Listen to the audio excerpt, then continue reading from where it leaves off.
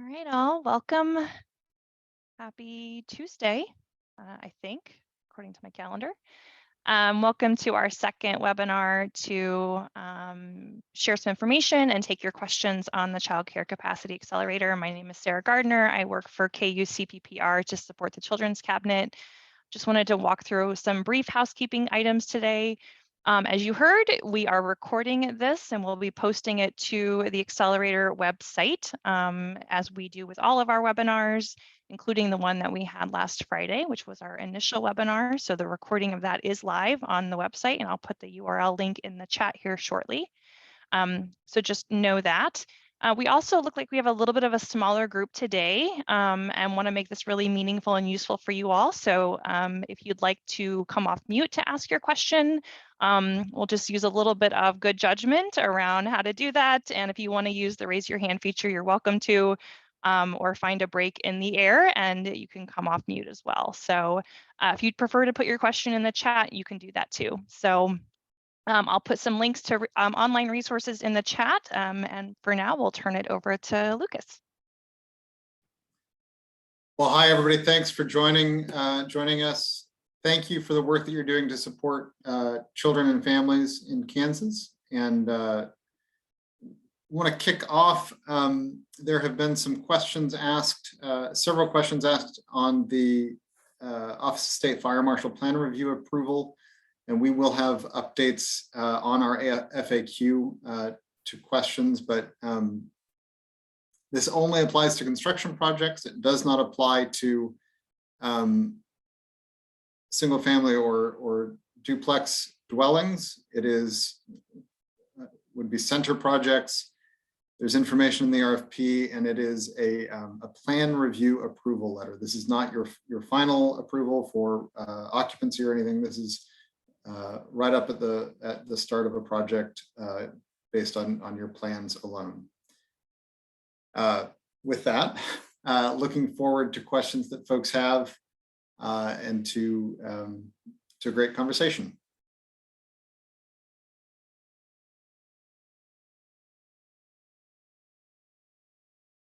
Who's going to break the ice for us? I suppose I will, if that's allowed. Please. Thank you, Aaron. So we submitted the letter of intent for this grant, and I was wondering, we had not heard back on that yet. So is that something that we should reach out to? Should we, should I send an email asking about feedback on our letter of intent? Or what should we do? Because we don't know what the feedback would have been on that. Great question. So if your project that you outlined in the letter of interest or intent is something where you go, boy, does this align? Does it not align? Please do reach out. But if you feel pretty good about your project generally, full steam ahead. But if there's something about your project that's unique that you're not sure it actually aligns, please do reach out so that we can provide that feedback. Yeah. The other question that I had with the initial announcement for looking for letters of intent and stuff, it seemed like there was a lot more room for training expenses to bring on new teachers to expand, basically to utilize the full capacity that we currently had. And it seems like the emphasis is a lot heavier on building infrastructure with the RFP that just got sent out. So I think part of that is that in the RFP, we are trying to say, this is what construction should look like, and this is what construction shouldn't look like. So there's a lot of detail on that. Absolutely. Part of this is around startup costs for buildings that already exist. So projects that might not include any construction at all, but you're adding capacity and staff training and that kind of thing, absolutely, is part of what this is about. So sorry for any lack of clarity in the RFP, although I think it really comes down to the construction part. We wanted to be real clear on, even though it's only half of our funding here. Yeah, and then I think selfishly, my final question would be in the RFP that was just sent out. Mentioned that the target or the goal for projects to be funded is between 250,000 and 2 million. Does that mean is that 250,000 like a hard, this is the least amount that we would fund? Or is that just generally speaking, we want to get in this range, but if there's something that we think will really be beneficial, we will fund a smaller project, under that 250. It is true that if something was outstanding, having served in a community of 3,700, I know that what is a relatively small project can have a lot of impact.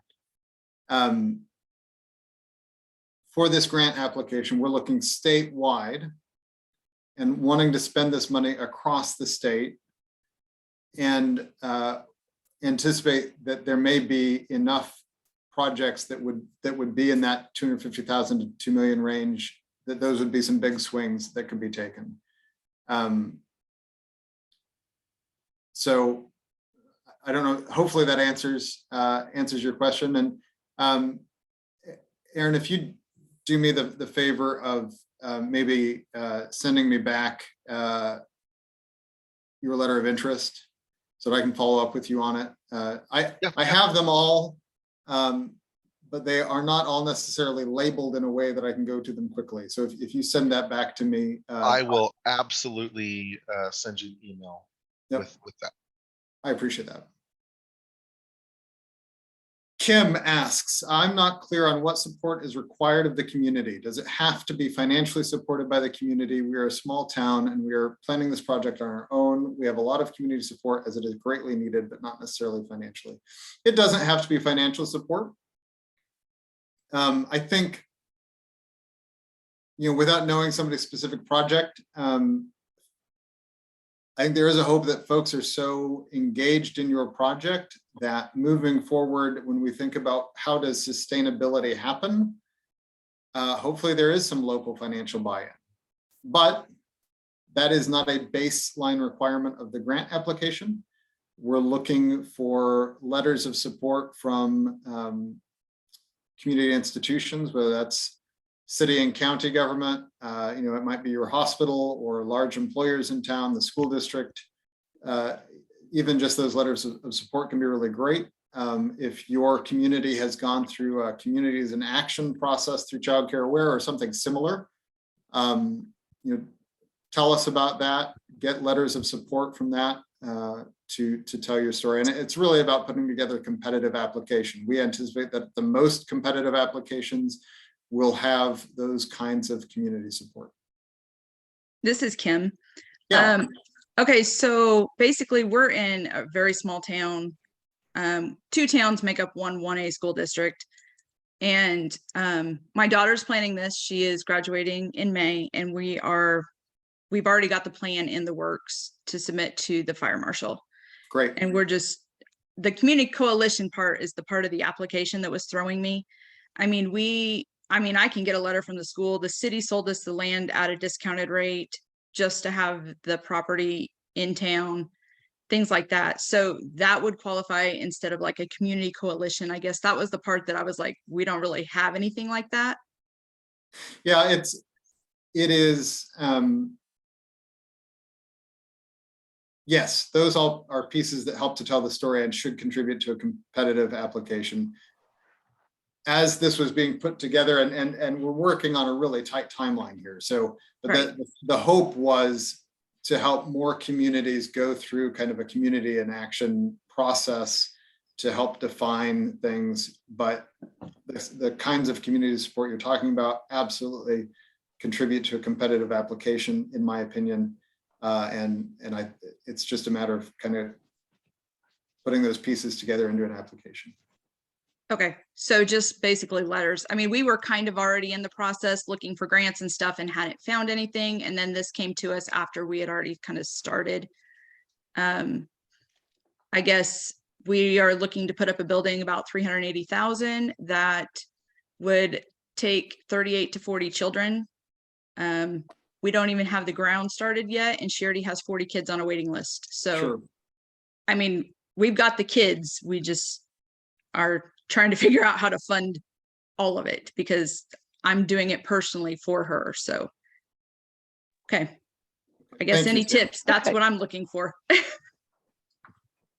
And I'll just offer to Kim that if you have like your local resource and referral entity, they can be helpful in navigating some of that as well. So if you're looking for support in that way, they can also connect you potentially to other communities who sort of look like you and maybe can help offer some peer support in that way too. So I would just reach out to your resource and referral agency. If you don't know who that is, you can just go directly to Child Care Aware of Kansas and they have that information. Lucas, Tamisha has had her hand up, so I'm going to ask her Yes. to come off mute. Thank you. Hi, yeah. So I feel like these questions were already answered on Friday, and I've just been doing too many other grant things, and I can't remember the numbers. Is there an approximate timeline for when the grant applications will be reviewed, and then people will be notified if they are to receive the grant? Yeah, we anticipate making the awards by the end of June.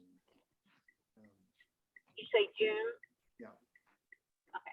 And then my other question was there a match for this? How much was the match for this? Was it 25% or am I thinking of a different program? It's a 25% match, yes, minimum. Okay.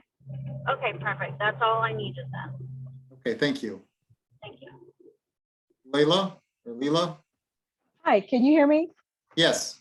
I'm hoping. No, I was just wanting to know, I actually have a daycare here in my home. So I was just wanting to know, is this strictly for, it sounds like everybody's asking more or less about the building part, but I was just looking into as far as the concrete getting replaced, like a rail and things of that nature for the drive for them to come into the home. Is that available or So to get? this may not be the right grant, Leela, Okay, because I'm assuming that you're not looking at adding spots for your home. well, adding spots in what do you mean? Actually adding a spot, like a building? Well, not necessarily a building, but the base threshold for this grant is that you're adding new childcare spots. Yes, that's definitely what we're trying to do Okay. as well. But I was just asking as regards to that too, because the rail, they're saying everybody is charging like $1,300, to take 3 steps up and then that. And I'm like, wow, that's a lot to me. So yes, I'm still interested in doing that. I'm gonna have 5 slots open because some will be going to school. So yes, I'm interested in that as well, but I just wanted to ask in regards to that. Any repairs and things of that nature. Possibly, for sure. Again, the threshold is adding new Right. licensed capacity. Yeah. And competitive applications, we'll need to tell that story about the new capacity. Okay. That they're adding. Okay. I just wanted to know that, but yes, definitely I'll be having 5 soon. So, okay, thank you. Okay, thank you, Leela. Martin, you've got a question on cost estimates and bid expectations for the application. You bet. Thanks, Lucas. Martin Burke, West Elk Schools in Elk County. I didn't find in there if there in the RFP if there was clarification on cost estimates or actual submittal of bids that we sequestered when we put out the floor plan blueprints to construction companies, because I know those can fluctuate. So what's your guidance on that? Are they required to be submitted with the application, the hard bids? No, the hard bids aren't required. some sort of firm estimate is required. Okay. So if you've already got hard bids, I mean, you're kind of one step ahead, and I think that's great to submit. But So with that, I guess one question, would that make the application any stronger to push forward to get hard bids? Two, if we did not get hard bids, and the cost estimate was below what we could get bidded out, does that affect our grant at all if we were having Sure. square footage or finishings or anything like that?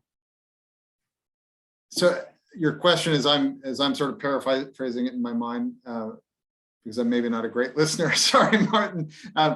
Is, so you submit an estimate for $500,000, and by the time, and we grant you based on $500,000, and by the time it comes back from bids, you're at 650,000. And so what do? We won't have more money for you. Yeah. Is the short answer. But that doesn't mean that we're not going to pull our money unless you tell us that the project's dead because of that, and then I imagine we would have a conversation about how we reallocate that money or something. Well, we definitely wouldn't do that either. I mean, one of our options would be to pay the overage out of our capital outlay fund or whatever. The other option would be to reduce the footprint of the actual project down. I just wanted to make sure, before if I go into a board, we could get commitment from them, but if they came back and said, "Oh, we're not going to pay any overages," you need to reduce the footprint, that we wouldn't be breaking the grant requirements if we reduce the size of the facility. That would be extremely disappointing. I don't. Sarah may have an opinion on whether you're breaking the terms of the grant. It would be extremely disappointing, and I would much rather see you shell out a room, not hang drywall in a room, than really decrease overall square footage of your facility. Yeah. And we have a very supportive board. I mean, they're gonna. I mean, if we did have overages, Yeah. I'm sure we would make it happen. I just wanted to make sure. You never know with boards. Sometimes. Well, you never. Well, and the project that I did in Lynn's board, we went to bid the week that lumber prices went through the roof. And so what was supposed to be, I think we anticipate, we had architects estimates at 2.7 and bids came back at 3.1. I did not have a magic $400,000 in my pocket. So I certainly understand that can really throw a project off. Hopefully those kinds of crazy increases are behind us, though. I would add some to that. There's a reason we call this the Accelerator grant. And to Lucas's point about shelling out a space, it's really about not just the needs you have today and what you're doing today, but how can this help accelerate how you actually continue to add spots? Very rarely would we see a community come in and have a request that's going to fund all slots that they would ever need. But how does it lay the foundation, literally and figuratively, to help you as the community leaders continue to make the case for more and more investments in childcare spaces? So we recognize that folks aren't going to have exact numbers, things will change. So how can you think about this being an accelerant for that effort? So thank you for that, Sarah. And thanks for the question, Martin. All right, I have a question. Our project is going to add nearly 50 infant toddler spots, and it's going to feed into our existing childcare center. And it's happening simultaneously to kind of this grant. So we're looking to be up and running August or September. So my question is more on the reimbursement side. So I know that you said the project will be awarded end of June, and we're committed to going forward no matter what. I'm just more so looking at how cash flow and budgeting the project. So can you give any insight on the reimbursement part, I did see that you need to submit by the 10th and you get it that month. But I just need to know if there's any other additional things that I need to know. If you're looking at being operational in August, I would guess that, and maybe Cyril correct me, but I would guess that you might want to tell that whole story about the whole project, but submit more on the operations side. For getting staffed up and sort of giving yourself a runway for the first 6 or 12 months. I think that probably makes more sense for a facility that is going to come online in August. Thank you. Your interpretation of the reimbursement is accurate. We also recognize that you may have planned expenses in the next 30 days or so. So it isn't, you don't have to have, you just have to have something that documents that you have a needed expense, right? We're just not going to grant, hundreds of thousands of dollars ahead of something without some kind of documentation showing that there is a specific need for that, if that makes sense. So on the invoicing, just document what that need is and have something that backs that up. And that will allow us to sort of to pay for that, if that makes sense. The need needs to be post award, correct? Correct. Awarded, Yep. so needs Yep. going forward. Okay. That's right. We can't grant or issue funds for things already incurred. Thank you. This is Kim again. So a question on that, granting a project that's in process. So if we break ground, I had previously asked this question of someone, if we have already broke ground, if her project would still qualify. So do the qualifications of the expenses incurred after groundbreaking or after the award period, would that qualify for the construction cost?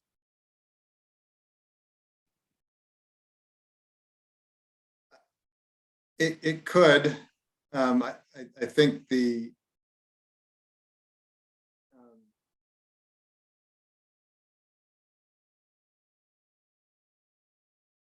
difficulty would be making sure that your invoices come in and the work is done in a way that we're going to be able to pay for it. After July 1. Yeah. Okay. I mean, I hate to push the project back, but if it means that I don't put a second mortgage on my house, that might be a different story. So Sure.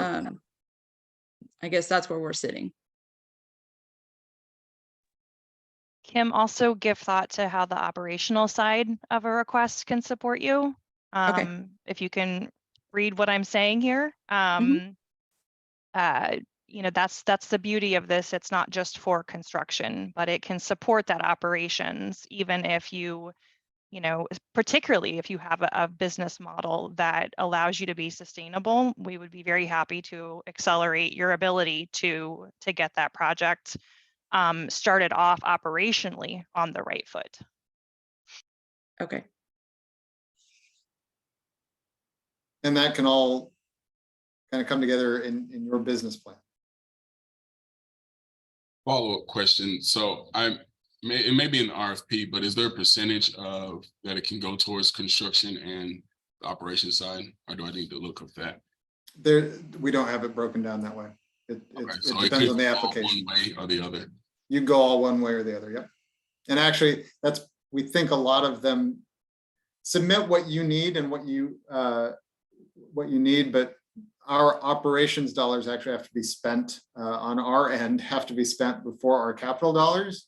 And so likely for a project like yours, Abdul Rasak, where you're going to start operations in August, you're a great candidate for operation dollars because they need to get spent. And some of the folks that we're going to give capital dollars to, there probably won't be operation dollars left, unfortunately. It'd be really nice to get, to award a project and say, here's the capital dollars that you need to finish your project, and here's 6 months of operations. That's probably not the award that we'll be making because of some things on our back end.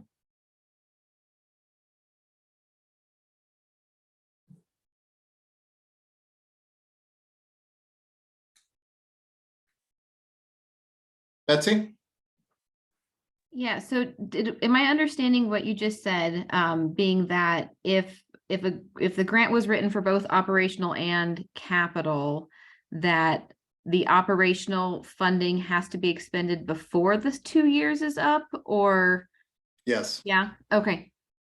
So it's not something that we could, here's a new facility breaking ground in September, being open then in May, and then 2024 September, that's when the operational funding could be used, or is that? Sarah, what's our spend down on operations? Yeah, the operations has to be liquidated by September of 2024. So that would Okay. not, and the reason that we're kind of vague on this is because the one funding source, the funding source from DCF ARPA Mhm. cannot at all be used for construction. That's very Okay. clear in sort of federal grant guidance. The dollars from the Recovery Office and the Spark Committee can be used for both, right? But we anticipate that because it's the only money that can be used for construction, a lot of that will go to construction, right? So it's difficult to say for certain that we'll have no operational money after, next September of 2024, because we might, depending on what the projects overall look like, if that makes sense. Okay, but just don't bank on it after September 2024. That's right. That's a good way to put it. Yep.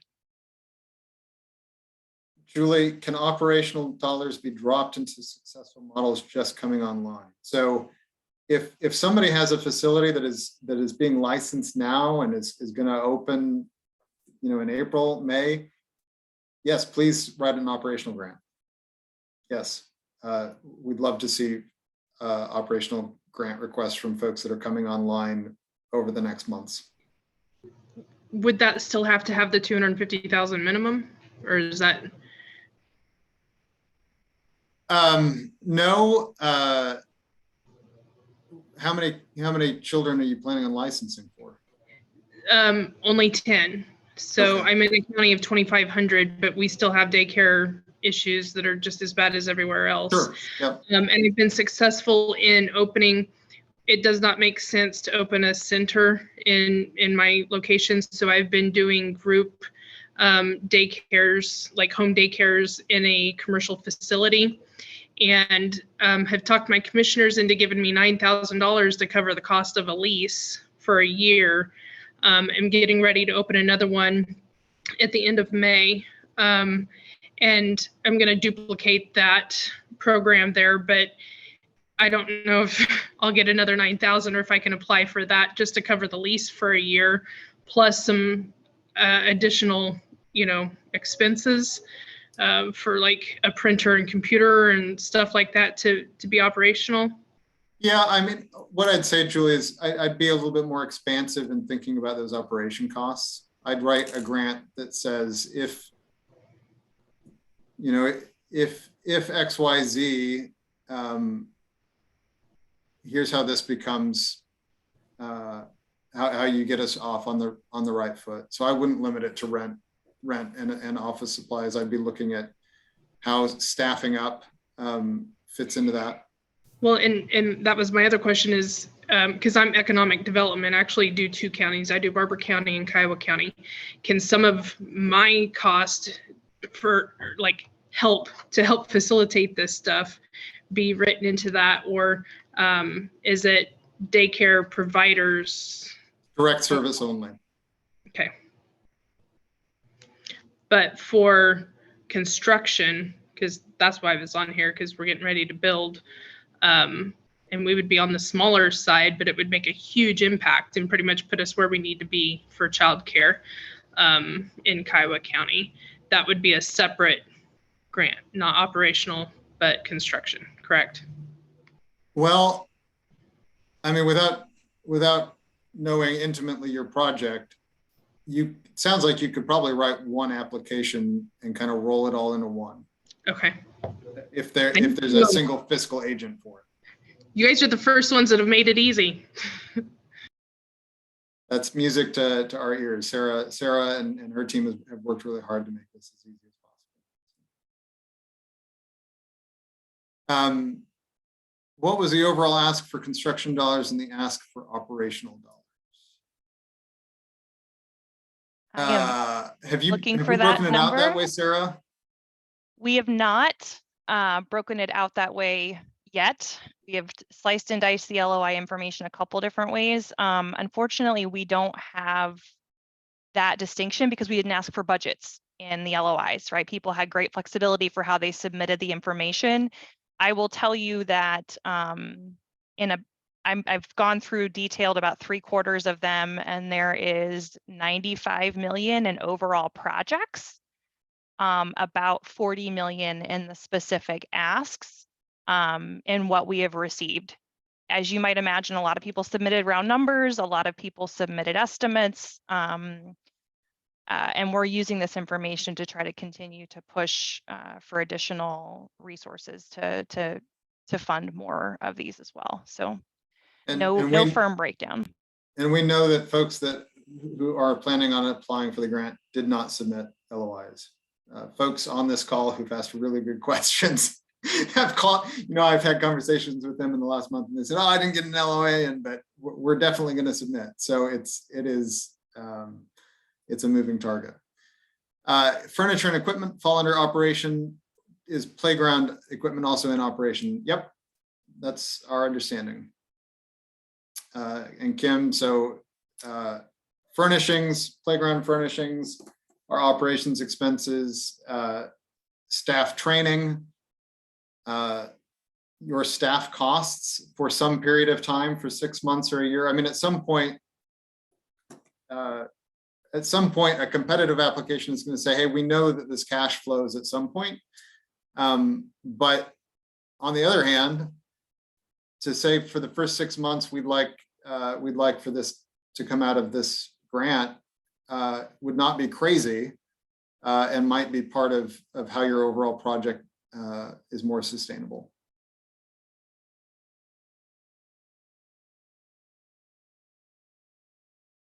Hey, Lucas, Martin Burke from West again.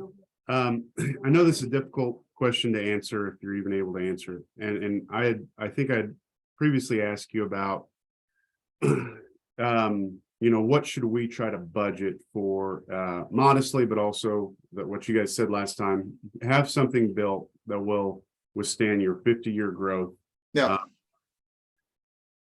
If it came down to, we submit what we feel we need with the cost estimates, et cetera, and that were 15%, I don't know, throwing random number, 15% over what the committee felt comfortable awarding for that project. Would we, or anybody, would they just get completely removed, or would that send back and say, hey, you have to kind of remodify this to make it more modest in overall spending? You're right there, but just a little too much for us to award. What would be the process? I don't see that happening, Martin. I think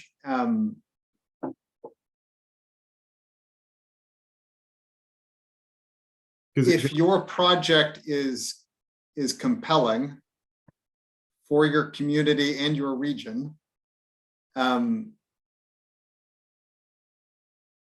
think it has a pretty good shot. And we're not going to say, boy, it feels 10% high. If it's 50% high or 100% high, we might come back. I might give you a call and say, well, Martin, what is this? Sure. But with what construction has done over the last 5 years, 10 or 15% just isn't going to stand out. And I don't think, as I think about how the review process is going to work, it would surprise me if our reviewers are reading the applications that way. They're going to be reading it as, generally, does this project help to meet the need for childcare in this community? And do they have a long-term plan for how it is self-sustaining?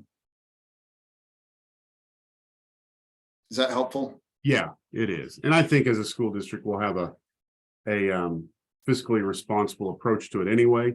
But I just didn't want, throw the baby out with the bathwater. Man, if we would have just reduced that square footage, we'd have something than nothing kind of mind.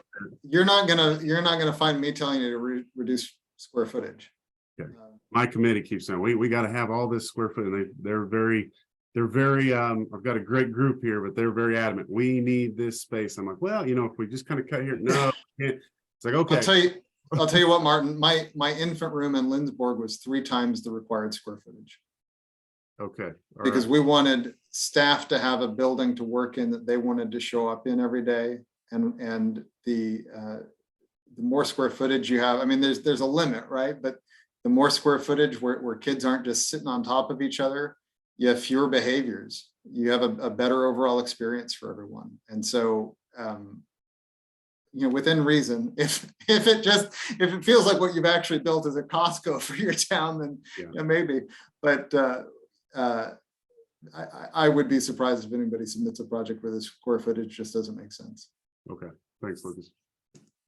Grant portal mentions a cap of around 2 million. Is that cap only for construction or additional dollars for operations? It really depends. It isn't a cap. We anticipate awarding between 250,000 and 2 million. If you are in, if you're in Wyandotte County, it's population of Wyandotte County, 180,000, I think, one of our larger counties in the state. There's a lot of need in Wyandotte County. 2 million might not get it done, and that would be very compelling. You could tell a compelling story about how you're building a center for 300 kids and whatever. And there's other counties in the state where telling a story about, Julie was telling us we're putting 10 kids in a facility, and that's the way to do it. And then you're not going to ask us for, you're probably not going to ask us for $2 million. It's got to be proportional to your project, to your community's needs. So, and NG, I don't know where you're at, but it's got to be proportional. And so we anticipate that most of those grants are going to fall between 250 and 2 million, but haven't seen the applications yet, which is probably frustratingly black and white.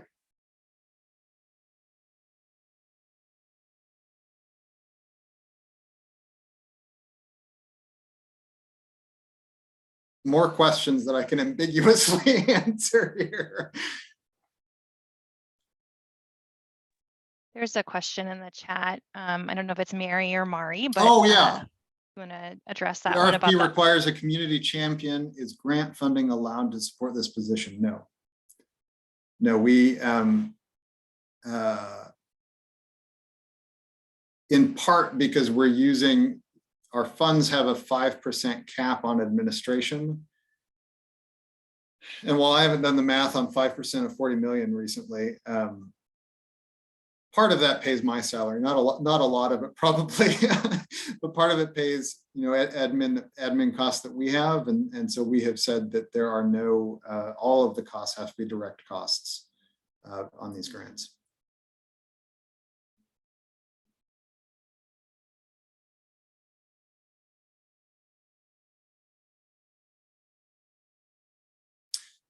Examples and attachments were not loaded yesterday. Sarah, do you have a better handle on that? They should be in the online application. So they're not on the website directly. You have to go into the Common App, set up a username, which is what you will do to submit the application. There's a tab in there called, I think it's just called Resources and Best Practices. And there are examples. There's also on the attachments tab itself. So if you actually just kind of, and you can jump around in the application, you don't have to fill it out in order. You can fill it out in whatever way you want to. Go to that attachments tab, and there should be embedded samples in like right next to where you would upload. So for example, the state fire marshal letter is should be in there as well. So, but we will double check just to make sure it's there. So attachment tab inside the application, right next to where you would upload the file, is where you will find the examples, and we can give some thought to putting them in a different place too to make them more accessible. Tamisha asks if grant money could be used to purchase land for an expanded playground space. I think we have said that we're not doing land acquisition. Is that just in my mind, Sarah, or is that something that is pretty firm? I think we're open to hearing if that's necessary and why. But given what has to be required, I think it's a pretty high burden to get all the stuff required. So I would say if you've got a site picked out and it looks really good and there's a good model behind it, I would reach out to Lucas and just talk to him directly about what your project is. It's not a hard and fast no, but it's definitely a lot harder to get going if you don't have the land already owned. It would be very difficult because we, the applications that are going to go out blind to our reviewers, you're competing against people who will say we own this land. Okay. And so it just becomes difficult. Now, if you can kind of work and think creatively about the rest of your budget, if you can think about how you swap in dollars X for dollars Y, I think that's probably how you want to do it. So ours is kind of a weird situation, just a brief explanation. So we purchased a building that has a small parking lot. Our initial plan is to tear out part of said parking lot. We'll lose parking spaces, but the city approved it. But there is a piece of land that is directly adjoining, like touching our space, that we initially thought was part of the building. The guy who owns it is interested in selling it, but he's just wanting more than what we can pay for it. So that's why I was asking if maybe that's something we could do. If he would say, yes, I'll sell it for X amount for sure to you. Does that? I hear what you're saying. It comes down to that blind review process and how an application that already has control of the land versus another one would be. Okay. Riva, for a community proposing multiple expansion efforts within the county, is support for coaching, consultation support for these new program startups an allowable expense? Possibly. As long as it's sort of direct training, direct service related, yes.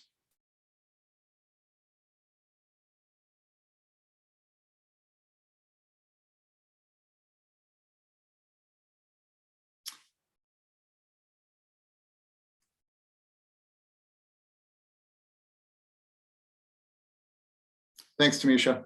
I wondered what an agony is. I hope the appointment isn't too bad.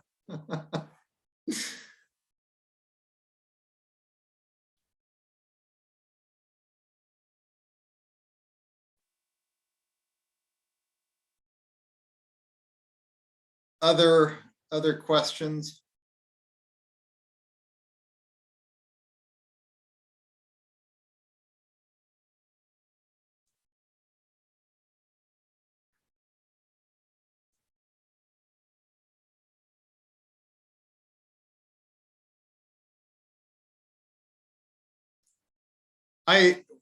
Without wanting to get too far over my skis, an important part of a project, in my opinion, is being able to say, right, I can use these dollars for this, and I can use these dollars for that. And hopefully you've got some grants that don't have any restrictions on them, and you can move things around to pay for the right things with the right dollars. Our dollars have some restrictions on them. It's going to be, you can use it for X, Y, and Z that you've submitted in your application for, and it has to be after this date. But hopefully not everybody, but hopefully, you know, if you've gotten some other grants, some private grants that maybe are a little bit more flexible, that will help the project to kind of come together. Hopefully that's useful. And if that doesn't make any sense at all to you, shoot me an email. Betsy? Okay, I did have a question about the matching funds. Is Yeah. that when you're talking about grants, are the matching funds the things that you have like cash in hand, or like like promissory note type of things, or are they like pending grant applications? Pending grant application, not so much. It needs to be grant money that has been awarded. Okay. Or now it could be grant money that is contingent on you having fundraised the rest of your funds. Okay. But it can't be an application, that you've submitted an application and are waiting to hear back. That would not be match. Okay.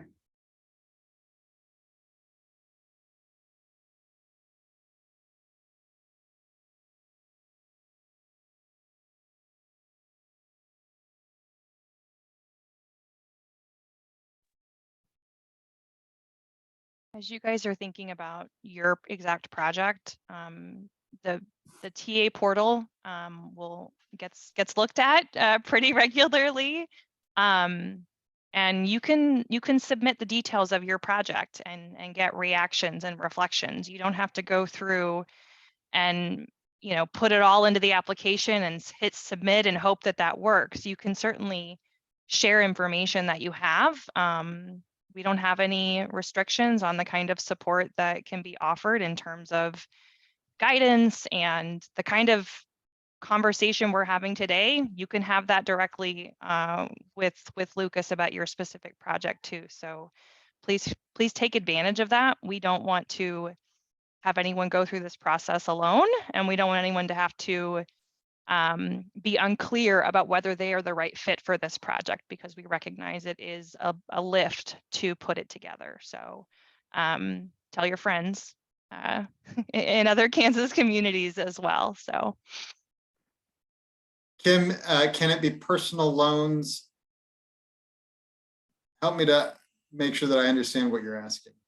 Is that a loan from a bank to you, or is that a loan from you to the project? Well, I mean, I have some cash I'm putting into the project, but our startup and our building loan, I mean, does that qualify as a 25% match if we're taking loans Yes. on the project? Yes. Okay. Loans are cash for the purpose of the project. Okay. It's just that it's cash from us, not cash from somebody else that's supporting the project. That's great. Okay.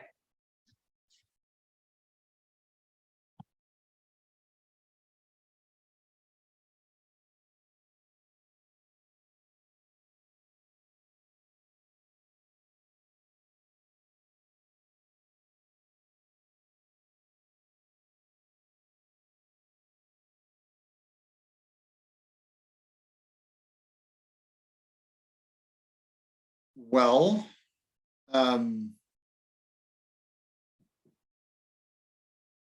we out of questions?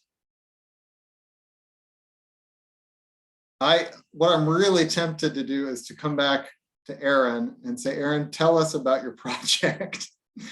Aaron, where are you? And tell us a little bit about your project and what's your big question on it? So, hi everyone. I'm Aaron Powell. I'm the program director for the Kids Place in McLaughlin, Kansas. So basically, just I think like a lot of people, COVID-19 significantly impacted our ability to help out the community. And so when we were looking at this, what we were kind of hoping for, the project that we were looking to hope, or that we were hoping that we could kind of get funded, was this project that we had partially gotten funded already to develop and disseminate a PBS manual for childcare facilities, to take the PBS structure and implement what we do here in their facility. And the other part of that, which is the part that we were hoping to get funded for this, was $50,000 to sort of, finish rehiring new staff in order to reopen the infant and toddler rooms that we had closed due to COVID. And so for us, sort of, we looked at both of those projects as sort of being, part of the same thing for us. It's sort of like we wanted to take the PBS programs we're using here, positive behavior supports programs we're using here, as well as reopen and sort of get back to the full capacity that we had before. Because I mean, right now our toddler room is open, but it's only at half capacity. Our infant room is fully closed. And so we were hoping that we could, that this grant would be good for us to be able to onboard and train new staff in our PBS practices, as well as just general childcare in order to help give them the best opportunity to be successful long-term as teachers here with us.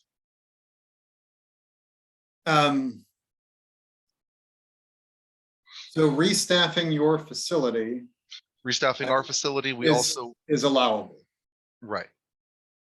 The other project that sounds really interesting is that's already fully funded. That those were part of the same project for us. Okay. Yep. Yeah. The other aspect it's actually, we're almost done with that project. Awesome. Yep. So, so for us, there's two parts to that project. We were targeting specifically the training and onboarding in order to bring in lead qualified staff. Okay. Yeah, I think that sounds like it probably meets the threshold for adding capacity and would be a good operational ask. All right. Awesome.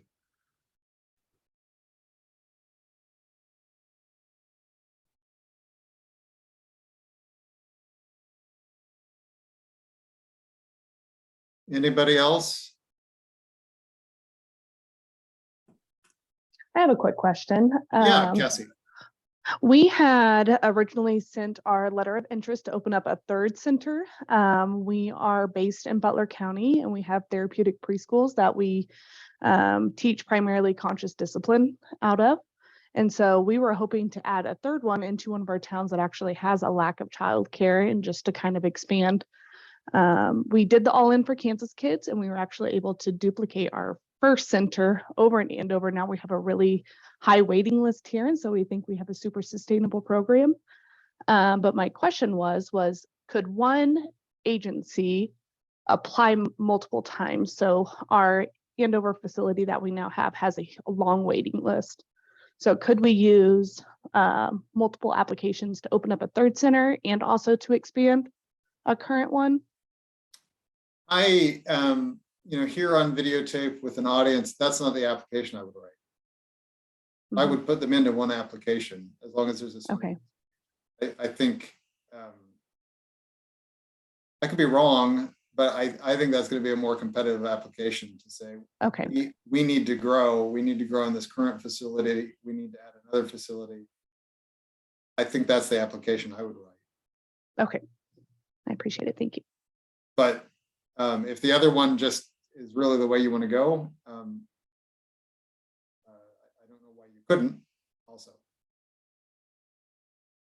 Thank you. I appreciate.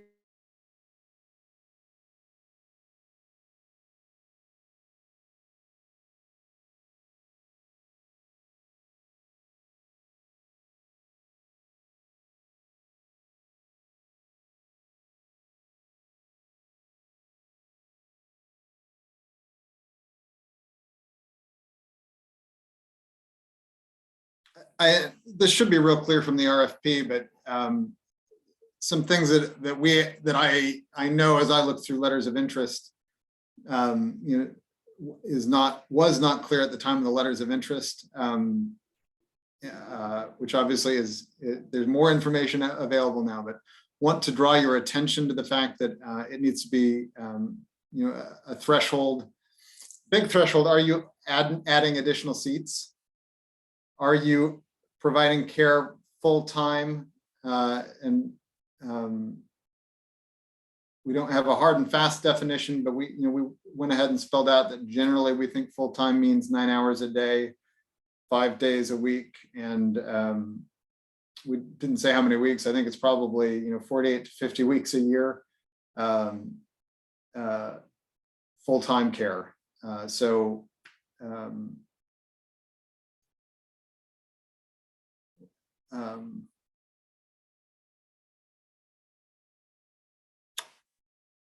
I think that's all I've got, unless that sparks a question for anybody. Unless Sarah's ready to correct something I've said. I've had 54 minutes out on a leash, so it may be time to yank me back. Sarah, what do you see? I think this is exactly why we set these up, and I'm really glad that those of you who joined took the opportunity, and that's the kind of dialogue we want to have. It's the point of this funding is not to just fund one type of solution, and we hope in the RFP that you read that a couple different places, that every community has a unique set of needs. I love Lucas's phrase, a compelling story. Tell us your compelling story. Tell us your unique solution to solving your unique not solving is a lofty word, but to accelerating your ability to solve, and bringing your community partners to the table, particularly those who may be less familiar with childcare and how important it is. Although we know lots of new faces are coming into that space over the last 3 years. So thank you guys. And Lucas, I have no issues. I have another. Abdul-Razak, yep. So if I switch to just the all operational cost, can I also include though what the cost of construction is in terms of getting the 75%, or is it by just doing operational, then I need to cover at least 75% of operation, or excuse me, 25% of the operation, and you guys would cover up to 75? I think you can certainly include that recent construction, and yeah, that's not a problem at all.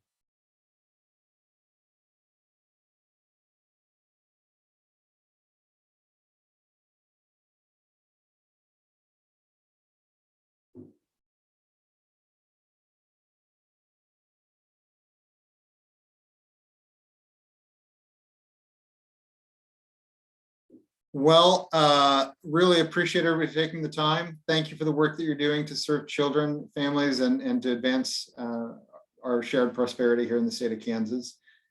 And I hope you have a great afternoon. Shoot me a technical assistance request anytime. And I think Sarah said this, I've said it, I think the reason we really want it to come in through that TA form is that if it's a question somebody else has, it's real easy for us to create an FAQ out of it. If you really just need a phone call, I am not shy about picking up the phone. So just let me know within that TA form or at ccaccelerator@ku.edu. All right. Have a great afternoon. Thank you.